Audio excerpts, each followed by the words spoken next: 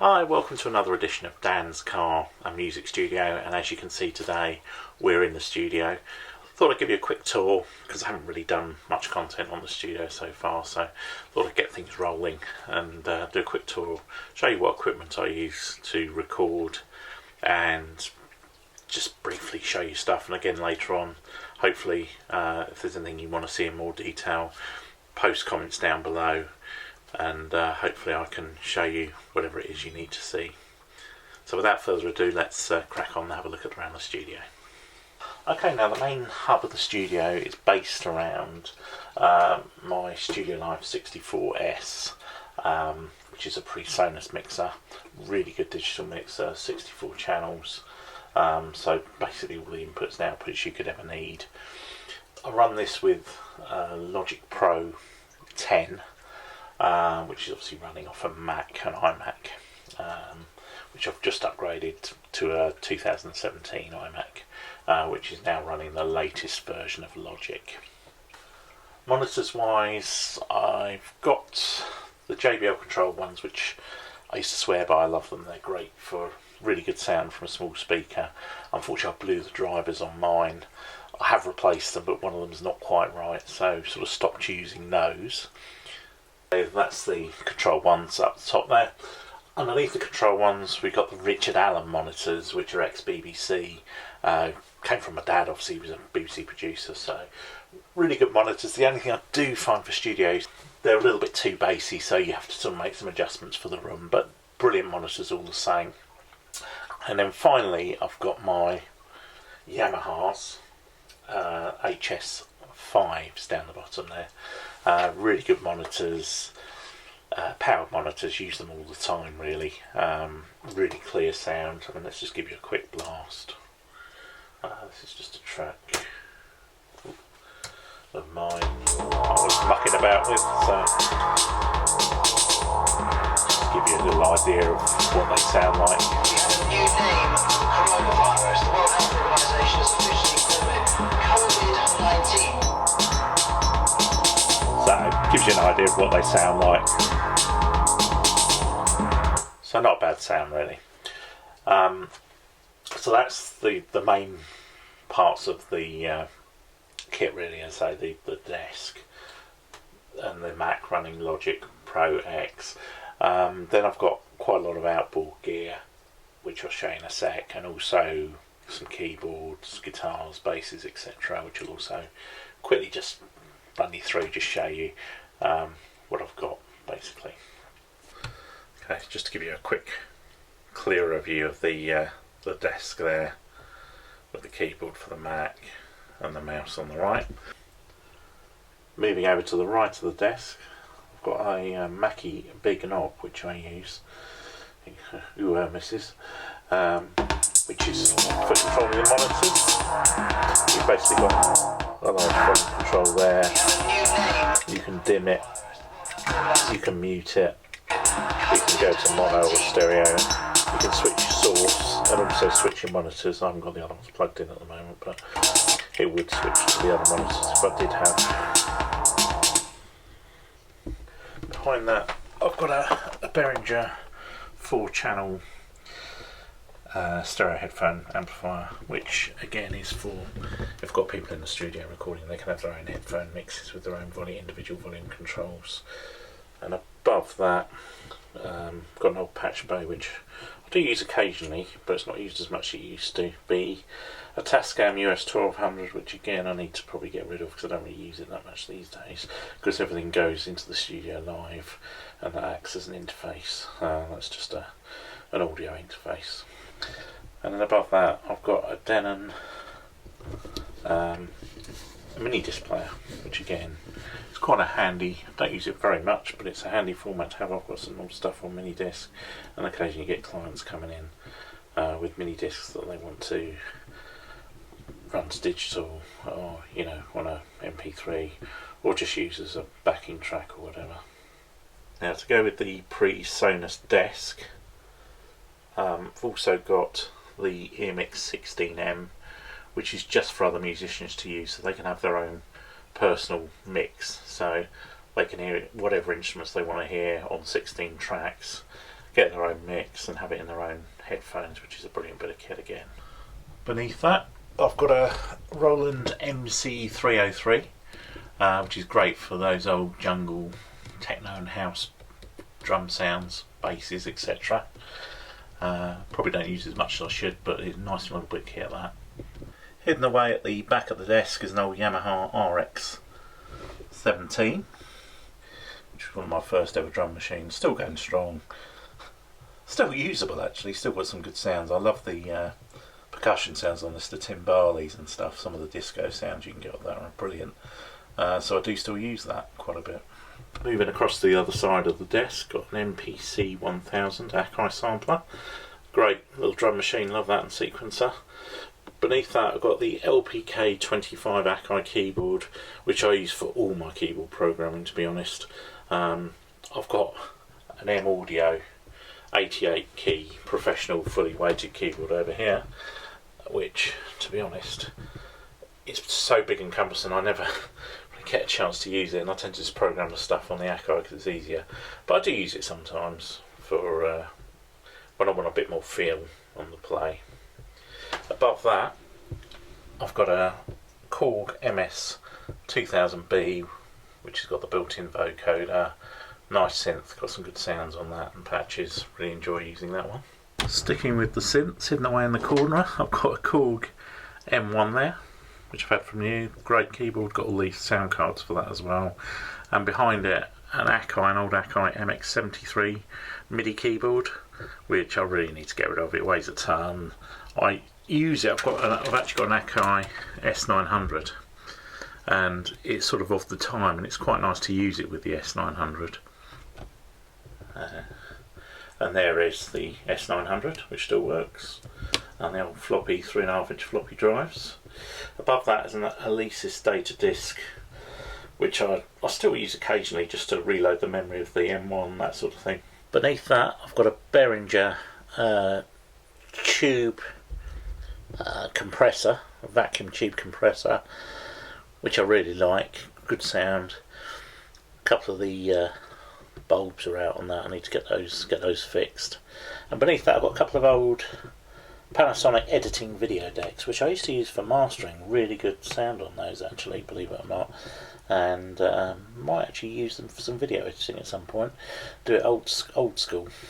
Again, hidden away in the corner there under the desk, Novation Launch Key 25 keyboard, and that's the old Mac G4. That's an old blast from the past, still in the studio. And then to the left of that I've got the power unit for my Soundtracks 12-inch 2 desk. Yep, hidden away down here is the Soundtracks 12-inch 2. Getting in a bit of storage at the moment. It's got the LED meters at the top as well. Really nice mixer actually. At some stage I will get it out and show on another video. Going back to keyboards, I've got a Roland Phantom S, which I picked up during lockdown, cheap from someone who's selling it locally. Quite a nice synth actually, I haven't had a chance to play with it yet, but it's sampling as well, so I have to have a muck around with that at some point. And behind it in the distance there, zoom in a little bit, is a Roland piano. It's just basically a piano and organ that I occasionally use. Last but not least on the keyboards, got a Roland SH201, which again I picked up just at the start of lockdown. I played about with it a bit, quite like it, it's quite a nice keyboard, and I think I'm going to have a play with that, see what other sounds I can get out of it soon. Be one for another video. Now, being old school, I've also got a Studer PR99 Mark III reel-to-reel recorder. It's just a basic 2-track, ex-BBC actually this one. Picked it up from a studio in North London. Nice bit of kit though.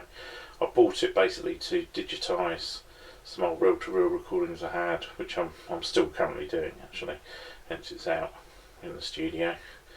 Really good bit of kit, but also I use it occasionally to add some analogue effects by running tracks that have been done digitally on the desk and Logic into it and then back out to the desk to give it that analogue feel, which works quite well.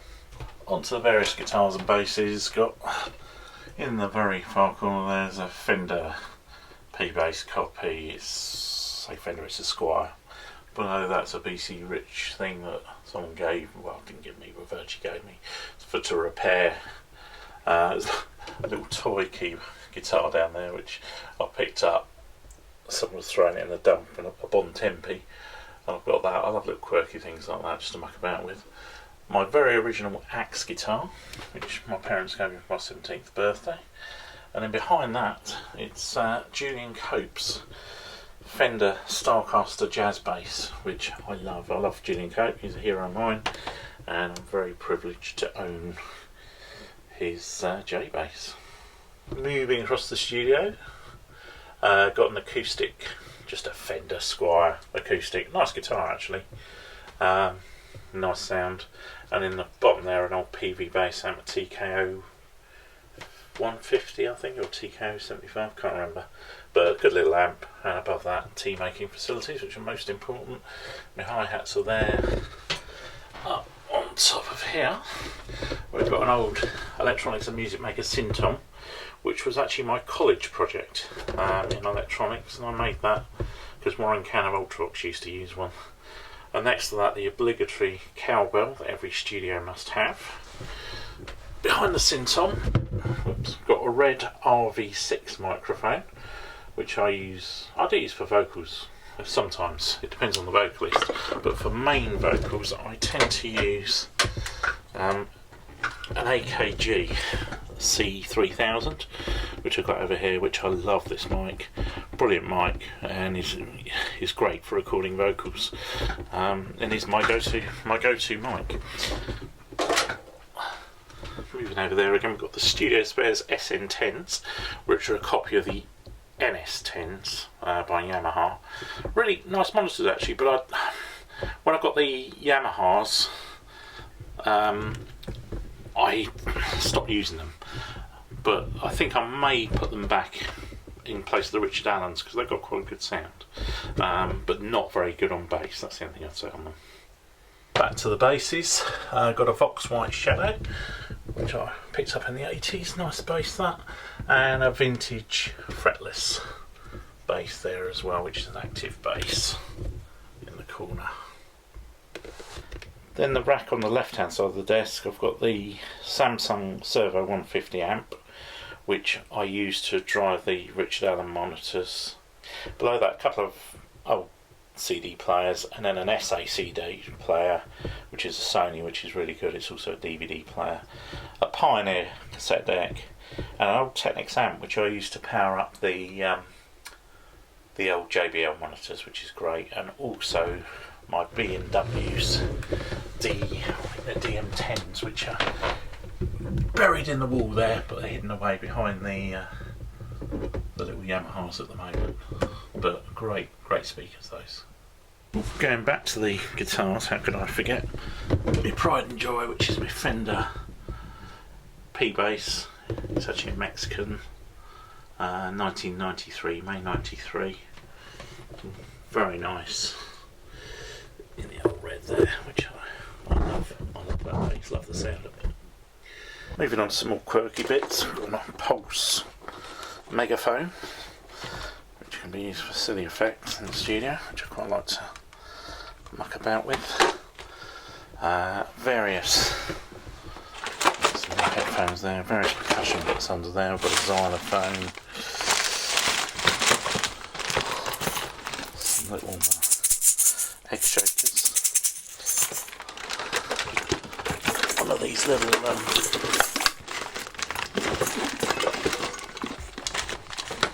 musical harp thingies.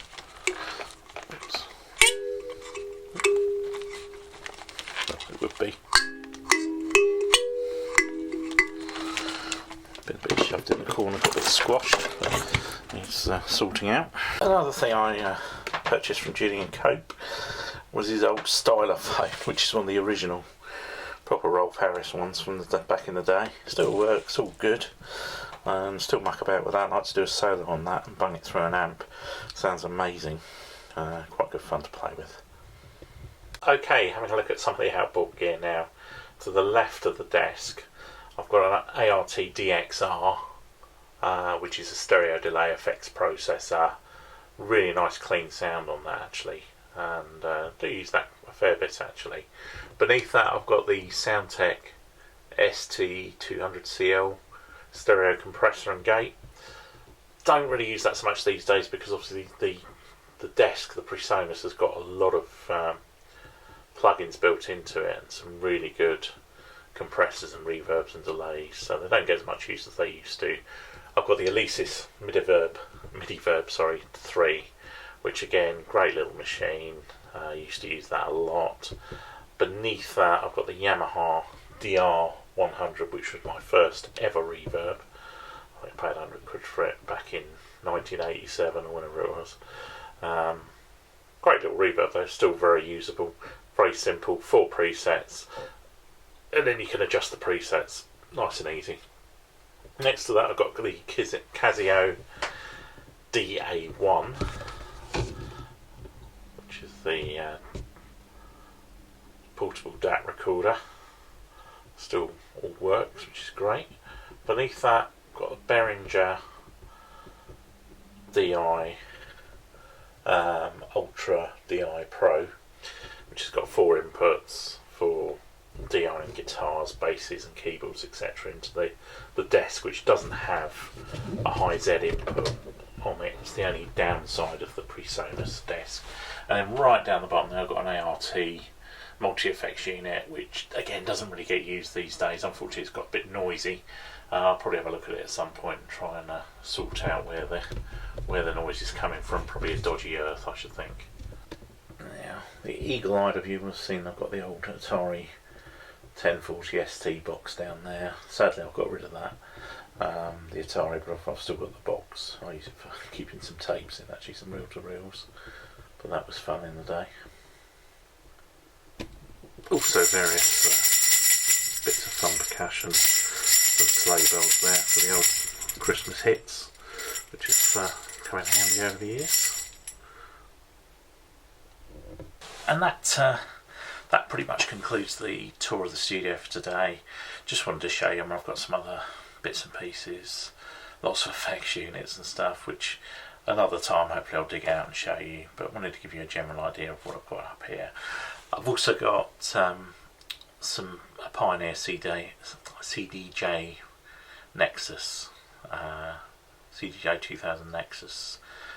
I've got 2 of them, 2 decks and a mixer as well. So again, another day I'll show you that setup, which I use live, obviously for DJing, and also use it in the studio as well. Thanks for watching. Hope you haven't found the video too boring. I've been going on a bit, but just wanted to show you a quick tour around my studio, which is called Bish Bash Bosh. Actually founded it back in the 90s, well, actually probably late 80s, 87 I think was when I first started it, and yeah, it's been fun over the years. Built up quite a bit of equipment, sold some, bought some, and is what it is today. So really enjoy it, love using it. So it's a hobby, but I also do occasionally work with other people and do a bit of mixing, mastering, that sort of thing, which I do get paid for, so which is quite nice. Anyway, I shall love you and leave you. Don't forget, if you did like the video, do give us the thumbs up. Don't forget to subscribe down below, and also click the bell notification if you want to be notified when I upload any more videos. As I say, going to be doing some more studio stuff, obviously still doing the car stuff, the Range Rover stuff, which I know you love as well. So as I say, don't be a stranger, and I'll see you next time.